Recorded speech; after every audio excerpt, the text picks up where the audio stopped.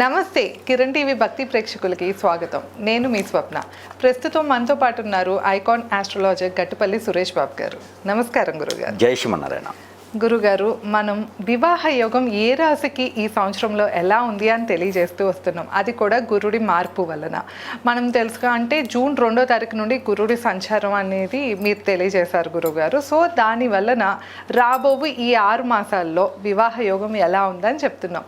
ఇప్పుడు వచ్చేసి మనం కర్కాటక రాశి దగ్గర ఉన్నాం గురుగారు. ఈ కర్కాటక రాశి వారికి రాబోవు ఈ 6 మాసాలు గురుడి సంచారం వల్ల వివాహ యోగం అనేది ఉందా లేదా, ఏమన్నా ఆటంకాలు ఉంటే కనుక పరిహారం కూడా తెలియచేయండి గురుగారు. ఖచ్చితంగా ద్వాదశ రాశుల్లో ఒకటైనటువంటిది కర్కాటక రాశి. ఈ కర్కాటక రాశిలో ముఖ్యంగా అదృష్టమా దురదృష్టమా మిశ్రమ ఫలితాలు అనేది చూసుకున్నట్టయితే కనుక మిథున రాశిలో ఉండేటువంటి గురువు, అంటే 12వ స్థానంలో ఉండేటువంటి గురువు, 12వ స్థానంలో గురువు అంటే ఎవరికైనా సరే చేటే ఉంటుంది.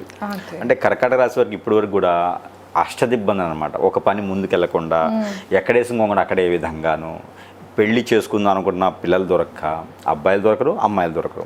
పెళ్ళి అయినా బలవంతంగా పెళ్లి చేసుకున్నా వారికి వివాహ బంధంలో ఏదో సమస్య రావటము, విడిపోవటము, ఒకవేళ మొండిగా కలిసి ఉన్నా కూడా ఎవరొకరు సర్దుకుపోయి కలిసి ఉన్నా కూడా, అంటే వీరి గోచార ప్రకారంగా చూసినప్పుడు కంపాటబిలిటీ, పెళ్లిలో కంపాటబిలిటీ చెక్ చేస్తారు. ఆ కంపాటబిలిటీ అవుట్ ఆఫ్ 36, 18 వచ్చినా సరే వారి యొక్క నక్షత్రము, జాతకము, రాశి ఇవన్నీ కలిసి వచ్చినా కూడా ఒక కొనసాగుతూ ఉంటుంది. బండి జట్కా బండిలా వెళ్తూ ఉంటుంది.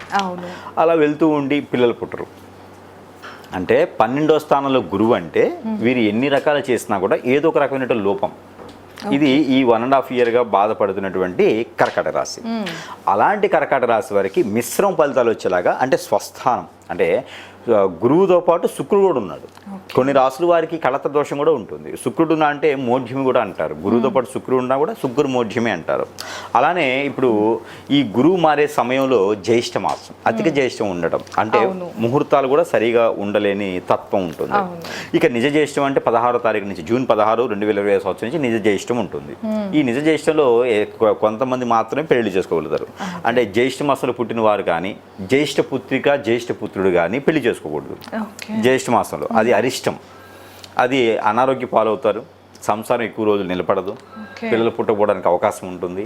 ఇవన్నీ చాలా ఉంటాయి అన్నమాట. అందుకని జ్యేష్ఠ మాసంలో పెళ్ళిళ్ళు పెద్దవారు చేసుకోరు. ఇంట్లో ఉండే మొదటి సంతానం జ్యేష్ఠ మాసంలో పెళ్లి చేయకూడదు. అందులో జ్యేష్ఠ నక్షత్రం రోజు పుట్టారనుకోండి, లేదు ప్రతి సంవత్సరంలో వచ్చేటువంటి జూన్ మాసంలో పుట్టారనుకోండి, వాళ్ళు అసలు చేసుకోకూడదు. మే 15 నుంచి జూన్ 15 లోపున పుట్టిన వాళ్ళు కూడా ఈ జ్యేష్ఠ మాస కింద వస్తారు. వాళ్ళు పెళ్లి చేసుకోకూడదు. అయితే ఇక మనకి ఈ కర్కాటక రాశి, ఈ కర్కాటక రాశి చూసినప్పుడు ఏంటంటే కనుక స్వస్థానం చంద్రుడి దగ్గరే గురువు ఏర్పడ్డాడు. గురువుతో పాటు శుక్రుడు ఉన్నారు. వీరి యొక్క కలయికతో చూసినప్పుడు మనకి ఏంటంటే కనుక 12వ స్థానం నుంచి స్వస్థానంలోకి వచ్చిన తర్వాత వీరికి మంచి ఫలితాలు రాకపోయినప్పటికీ కూడా ఒక రకమైన మిశ్రమ ఫలితాలు అయితే వస్తాయి. అశుభ ఫలితాల కన్నా మిశ్రమ ఫలితాలు మంచిది. అయితే మరలా 16 మాసాల వరకు కూడా ఇదే వ్యవహారం ఉంటుంది కర్కాటక రాశి వారికి. అయితే మరలా ఈ గురువు వచ్చేసి సింహరాశిలో రావాలి. అప్పుడు వీరికి వివాహ యోగం అనేది ఆరోగ్యపరంగాను, ఆర్థిక పరంగాను, సెంట్రల్ గవర్నమెంట్ జాబ్స్ ప్రకారంగా ఏదైనా వీరు ప్రయత్నం చేస్తున్నా, ఏ రంగంలో ముందుకు రావాలన్నా కూడా చాలా బాగుంటుంది. శని ఎలా అయితే బలం చూపిస్తాడో, శని ఎలా అయితే అపకీర్తి కానీ, అపదృష్టి కానీ, అపచూపు కానీ ఉంటాడో, అలానే ఈక్వల్గా గురువు కూడా అదే రకంగా ఉంటాడు కర్కాటక రాశికి. కాబట్టి కర్కాటక రాశిలో ఉన్నవారు ఏం చేయాలంటే జాగ్రత్తలు, ముందుగా డబ్బులు ఎవరికి ఇవ్వకూడదు. ఏదైనా ఎగ్జామ్స్ కానీ ఏమైనా ఉంటే మీకు మీరే నమ్మకంగా ఉండకుండా చదువుకోవాలి. మీ మీద మీకు నమ్మకం ఎక్కువ, అది ఉంచుకోకుండా ఎక్కువ చదువుకొని కష్టపడాలి. ఎవరికైనా డబ్బులు ఇవ్వకూడదు. ఏదైనా వ్యాపారం చేసే పార్ట్నర్షిప్ చేయకూడదు. బద్ధకం ఎక్కువవుతుంది. అలానే మనకి వాత పిత్త కఫం అంటారు. దాంట్లో వాత పిత్తం అనేది ఎక్కువగా ఉంటుంది బాడీలో. అది స్త్రీలైనా పురుషులైనా సరే. ఒబిసిటీ, మనకి బాడీ అంతా కూడా లావుగా అయిపోతూ ఉంటుంది. అలానే లేడీస్లో అయితే ఫైబ్రాయిడ్స్ ఇలాంటివి వచ్చే సమస్యలు ఎక్కువగా ఉంటాయి. అందులో కర్కాటక రాశి కదా, కర్కాటక రాశి అంటే వీళ్ళేందుకు మొండి మూర్ఖత్వంతో ముందుకెళ్తూ ఉంటారు. ఏమైతే అది అయింది చూద్దామని వెళ్తూ ఉంటారు. ఆ మొండి వైఖరితో వెళ్ళినా కూడా కొన్ని పనులు అవ్వవు. దానివల్ల వాళ్ళ మీద వాళ్ళకి విరక్తి, అమాయకత్వం, విరక్తి, విసుగు అన్నీ వస్తాయి అన్నమాట. వాళ్ళకే ఆ రకమైనటువంటిది వచ్చేసి ఇంకెక్కడ ఏం చేయనని చెప్పి అలా కూర్చుని పోతూ ఉంటారు అన్నమాట. వాళ్ళకి ఆ విరక్తి వల్ల ఏంటంటే వాళ్ళకి ఏం చేయాలో అర్థం కాదు. అందుకని వాళ్ళు పెళ్లి చేసుకోవడానికి ముందుకు రాకపోవడం మంచిది. ఓకే. ఈ సంవత్సరం పాటు కూడా 2027 వరకు కూడా వీరు పెళ్లి చేసుకోకపోవడం మంచిది. 2027 నవంబర్ వరకు కూడా. అయితే ఏదైనా ఇంకా తప్పట్లేదు, ఇక రాక సంబంధం వచ్చింది, ఈ సంబంధం తప్పిపోతే పిల్లడికి వయసు ఎక్కువ అవుతుంది, అమ్మాయికి వయసు ఎక్కువైపోతుంది, ఇలాంటి సంబంధాలు రావేమో, మరి దీని ప్రత్యామ్నాయం పరిహారాలు ఏమైనా కావాలి అనుకుంటే దానికి తగ్గట్టు అయితే పరిహారాలు ఉంటాయి, కానీ ఉపశమనం మాత్రమే. ఇప్పుడు చాలామంది ఏం చేస్తారంటే జాతకంలో నక్షత్రాలు తిథులు గోనీలు కలవకపోతే మనకి నవాంశాలు కలవకపోతే పెళ్లిలో కలవకపోతే వారు ఏం చేస్తారంటే నామ నక్షత్రం తీసుకుంటారు, పేరు మార్చేస్తారు. పేరు మార్చేస్తే ఊరు మారుతుందా? అంతే. పేరు మారిస్తే ఊరు మారదు. కానీ మన జాతకం మారదు, అది తాత్కాలికం మాత్రమే. ఎవరు కూడా పేరు మార్చుకొని పెళ్లిళ్ళు చేసుకునే వాళ్ళు ఉంటే అది తాత్కాలికమే అని తెలుసుకోవాలి. డేట్ ఆఫ్ బర్త్ ఉంటే ఒరిజినల్గా వస్తుంది. ఆ పేరు మార్చుకొని చేసుకునే బదులు అసలు ఏమి లేకుండా చేసుకోవడం మంచిది. ఉంటే ఉంటుంది, ఉడితే ఉడుతుంది. ఒక వెంట్రుకను తీసుకుని కొండకేస్తాము, ఉంటే వెంట్రుక కొండ వస్తుంది, లేకుంటే వెంట్రుక పోతుంది. ఆ రకంగానే పెళ్లి చేసుకోవాలి. ఎందుకంటే పేరు మార్చిన పెళ్ళిళ్ళు నిలబడవండి, శాశ్వత కాలం ఉండవు. కాబట్టి ఆ రకమైనటువంటి పేరు ప్రఖ్యాత కాల్చి ఉన్నటువంటి పదవులు కానివ్వండి, ఏదైనా కావాలంటే కూడా వారికి వచ్చేటువంటి ఆలోచన, గురువు పదవులు ఇస్తాడు, డబ్బునిస్తాడు, ఆదాయాన్ని ఇస్తాడు, మంచి నడవడికని ఇస్తాడు. ఎవరితో ఎలా ఉండాలి అనేది సనాతన ధర్మంలో నీతి నియమాలు ఎలా ఉన్నాయి, ధర్మం ఎలా ఉంది, నీతి ఎలా ఉంది అనేది వాటి తగ్గటువంటి దానికైతే ఉండేదానికి ప్రయత్నం చేస్తారు గురువు. కాబట్టి దాంతోపాటు కర్కాటక రాశి శుక్రుడు కూడా ఉంటున్నాడు. ఇప్పుడు శుక్రుడు 40 రోజులకు ఒకసారి మారుతూ ఉంటాడు. కర్కాటక రాశి సింహరాశి ఇలా వెళ్తూ ఉంటాడు. ఇలా వెళ్ళే తరుణంలో ఎప్పుడైతే సింహరాశి కన్యారాశిలో శుక్రుడు సంచరిస్తూ ఉంటారో ఆ సమయంలో వీళ్ళకి పెళ్లి యోగ్యత ఉన్న అమ్మాయి మన అమ్మాయి, అబ్బాయి మన అబ్బాయి అనిపించుకోవటానికి అవకాశాలు ఉన్నాయి. అది ఎప్పుడంటే కనుక జూన్ 24వ తారీఖు తర్వాత నుంచి అక్టోబర్ నవంబర్ వరకు కూడా ఇలాంటి అవకాశాలు ఉంటాయి. కానీ పెళ్లి మాత్రము యోగ్యత లేదు. చేసుకుంటే అరిష్టము, అనారోగ్య పాలవుతారు. వాళ్ళిద్దరు కూడా సంసారంలో ఇబ్బంది పడుతూ ఉంటారు. ఇక వీరు గురువు మారుతున్నాడు కాబట్టి ఇప్పటి వరకు కూడా ఏ వనరు లేదు, ఎలాంటి ఉపకీర్తి లేదు, ఎలాంటి సంపాదించడానికి దారి లేదు, ఏ రంగంలో నేను వెళ్ళట్లేదు, చదువుకున్నాను, చదువు దగ్గర జాబు లేదు, ఇలాంటి ఉండేటువంటి కర్కాటక రాశి వారు ఎవరైతే ఉన్నారో వారందరికీ కూడా ఉపాధి అవకాశాలు అయితే మెండుగా కనిపిస్తూ ఉంటాయి. ఇండస్ట్యూట్స్ కానివ్వండి, అలానే ఆర్నమెంట్స్ కానివ్వండి, 1 గ్రామ్ గోల్డ్ కానివ్వండి, ఫ్యాన్సీ షాప్స్, పచారీ షాప్స్, సూపర్ మార్కెట్స్, ఇలాంటి వాటికి ఏదైనా మొదలు పెట్టుకోగలిగితే కనుక ఖచ్చితంగా వీరు దినదిన అభివృద్ధి అయ్యేలా కనిపిస్తున్నారు కర్కాటక రాశి వారు. ఇక దానికి సంబంధించి అయితే నవంబర్ తర్వాత అయితే వీరు పెళ్లి చేసుకునేటువంటి ఆలోచన ఉంది అంటే లవ్ మ్యారేజెస్ అయితే చేసుకోవచ్చు. అరేంజ్ మ్యారేజ్ మాత్రం ఆగితే మంచిది. లవ్ మ్యారేజ్ ఏంటంటే ఇంక తప్పదు, వాళ్ళు ఆగరు కాబట్టి అమ్మాయి మిస్ అయినా అబ్బాయి మిస్ అయినా మళ్ళీ కష్టమవుతుంది. కాబట్టి అది చేసుకునే దానికైతే చిన్న చిన్న పరిహారాలు చేసుకొని వాళ్ళు అరేంజ్ మ్యారేజ్, లవ్ మ్యారేజ్ని అరేంజ్ మ్యారేజ్గా చేసుకోవచ్చు. ఇకపోతే పిల్లలు పుట్టేదానికి కూడా వీరికి ఆలోచించాల్సి వస్తుంది. ఇక పెళ్ళయి ఉండి ఒక 5 సంవత్సరాలు 6 సంవత్సరాలు అయి ఉండి పిల్లలు కూడా పుట్టట్లేదు, ఆర్థికంగా ఇబ్బంది పడుతున్నాను, నాకేం అర్థం కావట్లేదు అంటే మాత్రం ఖచ్చితంగా అది గ్రహాల యొక్క స్థితిగతులు కాదు, దశాంతర దశల పని తీరు కాదు, అవి ఒక ప్రకృతి నుంచి వచ్చేటువంటి దోషాలు కాదు. అవి ఏంటంటే మన వ్యసనంతో, రందితో, కుళ్ళుతో, మనం చేసేటువంటి మొండితత్వంతో, డబ్బులున్నా లేకపోయినా ఒకేలా ఉండే తత్వం కర్కాటక రాశి వారికి ఉంటుంది. ఆ మొండి వైఖరితోనే మాట తప్పకుండా నిలబెట్టుకునే దానికి ఎలాంత దూరమైన వెళ్తారు వాళ్ళు. అలాంటి వారిపైన వీరికి వ్యసనంతో, రందితో ఉండేసి వారిపైన చెడు దృష్టితో ఏదైనా చేయించేటువంటి క్రియలు ఉన్నాయి. అలా చేయించినవి కూడా మనకి అష్టదిబ్బందన వేసి అనుకున్న పనులు ముందుకు వెళ్ళవు. కాబట్టి అలాంటివి ఏమైనా ఉన్నాయా మనం గ్రహించుకోవాలి. అలాంటివి ఉంటే కనుక వాటి అన్నింటి తీయించాలంటే మాత్రం ఖచ్చితంగా సమీపంలో ఉన్న గురువు గారిని సంప్రదించాల్సిందే. అలాంటి గురువు గారిని సంప్రదిస్తేనే వారికి ఉన్న పరిష్కార మార్గం అయితే లభ్యపడుతుంది. లేదు అంటే ఇప్పుడు మనకి జాతకం ఉంటుంది, నక్షత్రం ఉంటుంది, యోని ఉంటుంది, యోగ్యత ఉంటుంది, దశలు ఉంటాయి, అంతదశలు ఉంటాయి. ఇవన్నీ కూడా బాగానే ఉన్నాయి, కానీ నాకు కలిసి రావట్లేదు అంటే వారి మీద ఏదో జరుగుతుందని అర్థం. అంతేగా. ఇప్పుడు సరైన వయసులో పెళ్లి కావట్లేదు అంటే ఎవరో కాకుండా చేస్తున్నారు, అది ఎందుకు అవ్వదు? అవన్నీ జాతకంలో తెలియదు. అవన్నీ మానవులు చేసేటువంటి పనితీరు కదండి, జాతకంలో తెలియవు అవన్నీ. గ్రహాలు ఎప్పుడు కూడా మనిషిని బాధించవు, గ్రహాలు ఎప్పుడు మనిషిని హింసించవు, గ్రహాలు ఎప్పుడు మనిషి పైన శాడిజం చూపించవు. వాటికి శాంతి చేస్తేనో దానాలు ఇస్తేనో అవి వెళ్ళిపోతూ ఉంటాయి. కానీ మానవులు చేస్తే మాత్రం ఖచ్చితంగా అది మనల్ని పట్టి పీడిస్తూనే ఉంటుంది.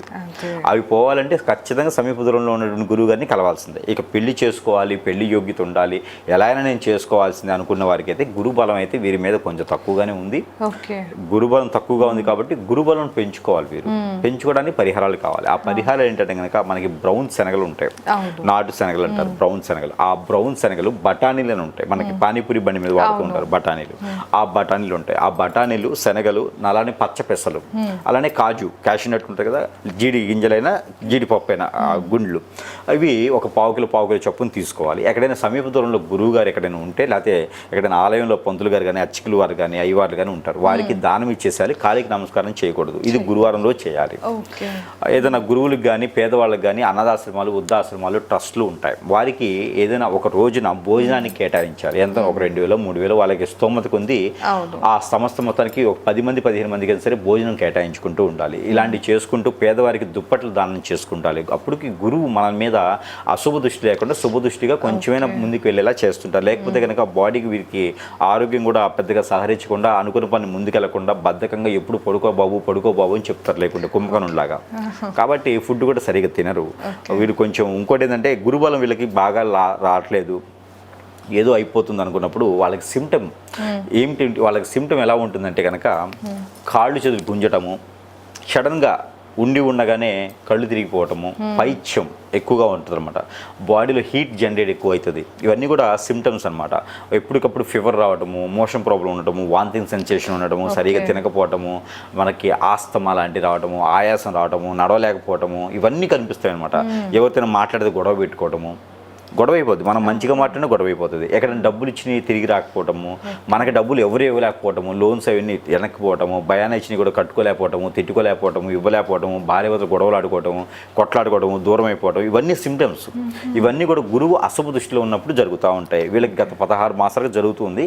ఇంకా కూడా ఒక 8-9 మాసాలు అయితే ఇలానే కొనసాగుతూ ఉంటుంది. కాబట్టి అందుకే నెక్స్ట్ వచ్చేటువంటి 2027 సంవత్సరం నవంబర్ వరకు కూడా పెళ్లి చేసుకోకపోతే ఒక అందుకు మంచి జరుగుతుంది. కాబట్టి ఇకపోతే ఈ యొక్క జూన్ 2వ తారీఖు నుంచి పుష్కరాలు కూడా ఆరంభమవుతున్నాయి.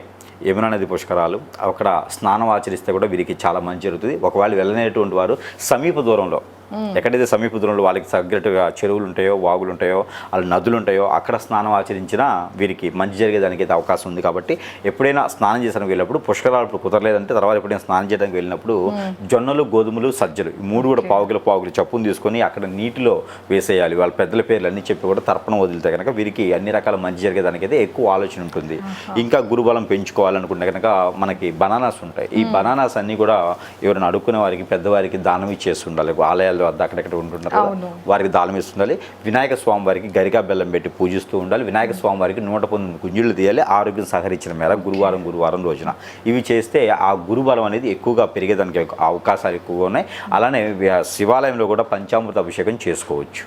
ఓకే, తప్పకుండా గురుగారు. మరి వీళ్ళకి కంపాటబిలిటీ చెప్పలేదు గురుగారు. కర్కాటక రాశి వారు ఎవరిని వివాహం చేసుకుంటే, ఏ రాశి వారిని చేసుకుంటే కనుక ఎలా ఉంటుందో ఒకసారి ఆ విషయాలు తెలియజేస్తారు. ఖచ్చితంగా కర్కాటక రాశి వారు వివాహం చేసుకోవాలంటే కనుక కన్యారాశి వాళ్ళని చేసుకోవచ్చు అండి. కన్యారాశి వాళ్ళని చేసుకోవడం వల్ల కన్యారాశి వాళ్ళకేమో అర్థం చేసుకున్న తత్వము, సంపాదించే గుణాలు ఉంటాయి, నిలబెట్టుకోలేరు. కానీ కర్కాటక రాశి వారు ఈ 2 లేకపోయినా వీళ్ళు సంపాదించింది వాళ్ళు నిలబెడతారు. కర్కాటక రాశి వాళ్ళు దాచిపెట్టుకునే దాంట్లో ప్రతిష్టగా ఉంటారు అనమాట. అంటే పోగొట్టుకునే దగ్గర ఒకే దగ్గర పోగొట్టుకుంటారు, అది వేరే విషయము. అంటే కన్యా రాశి వారికి ఏంటంటే వచ్చిందల్లా పోగొట్టుకుంటారు. కర్కాటక రాశి వాళ్ళు దాచిపెట్టి పోగొడతారు. కాబట్టి ఆ కర్కాటక రాశి వాళ్ళు దాచిపెట్టడానికి ఇది ఉంటుంది. కాబట్టి కన్యా రాశి వాళ్ళని పెళ్లి చేసుకుంటే చాలా అన్యోన్యంగా కలిసి వచ్చింది. వేరే వాళ్ళ మాట దూరనివ్వరు, వాళ్ళకి చాలా బాగుంటుంది. ఇకపోతే ఈ వృశ్చిక రాశి వాళ్ళని చేసుకోవచ్చు. వృశ్చిక రాశి వాళ్ళని చేసి ఇద్దరు కూడా ఏకనాడిగా ఉంటారు. ఒకటే కోపం వస్తుంది, ఒకటే తాపం వస్తుంది, ఒకటే సంపాదించుకుందానికి ఉంటుంది. పార్ట్నర్షిప్ వ్యాపారాలు కూడా ఇద్దరి మధ్య చాలా బాగుంటాయి. ఇక ధనుసు రాశి వాళ్ళని చేసుకుంటే మధ్యస్థగా ఉంటుంది. ధనుసు రాశి వాళ్ళని చేసుకోవచ్చు, కానీ మధ్యస్థగా ఉంటుంది. ఇక కర్కాటక రాశి వారికి కరెక్ట్ అయినటువంటి స్థానం, కరెక్ట్ అయినటువంటి ప్లేస్, కరెక్ట్ అయినటువంటి పర్సన్ ఎవరైనా ఉన్నారు అంటే కనుక కుంభరాశి వారు. ఈ కుంభరాశి వారు ఏ రాశి వారినైనా చేసుకోవచ్చు. ఈ కుంభరాశి వారికి కంఫర్టబుల్ చూసే అవసరం లేదు. ఎందుకంటే కష్టపడే తత్వం కానీ, అర్థం చేసుకునే గుణం కానీ అన్నీ కూడా వీరికి ఎక్కువగా కనిపిస్తూ ఉంటాయి అనమాట. అందుకని కర్కాటక రాశి వారికి అమ్మాయి అయినా పురుషుడైనా స్త్రీ అయినా సరే కుంభరాశి వాళ్ళని చేసుకోవచ్చు. కుంభరాశి వాళ్ళని చేసుకుంటే వీరికి కలిసి రాకపోయినా కూడా కలిసి వచ్చే పర్సన్ వస్తారు, వాటితో కూడా అన్నీ వస్తూ ఉంటాయి. కాబట్టి కుంభరాశి వాళ్ళని చేసుకోవచ్చు. ఇక లాస్ట్గా వచ్చేసి వృషభ రాశి వాళ్ళని చేసుకోవచ్చు. ఈ వృషభ రాశి వాళ్ళ వల్ల మధ్యస్థగా ఉన్నప్పటికీ కూడా జీవితంలో విడిపోయినటువంటి తత్వం ఉంటుంది. కాబట్టి ఈ రాశి వాళ్ళు కనుక కనిపించినా స్నేహితులుగా చేసినా పార్ట్నర్షిప్గా చేసుకున్నా లేకపోతే భాగస్వామిగా చేసుకున్నా కూడా చాలా అద్భుతంగా ఉంటుంది ఈ రాశుల వాళ్ళకి. కాబట్టి ఈ రాశి వాళ్ళు దొరికితే కనుక కంఫర్టబుల్ చెక్ చేసే అవసరం లేదు. ఓకే గురుగారు, తప్పకుండా. సో విన్నారు కదా, కర్కాటక రాశి వారికి వివాహ యోగం అనేది ఎలా ఉందో మనం తెలుసుకున్నాము, అలాగే పరిహారాలు కూడా తెలుసుకున్నాం కదా.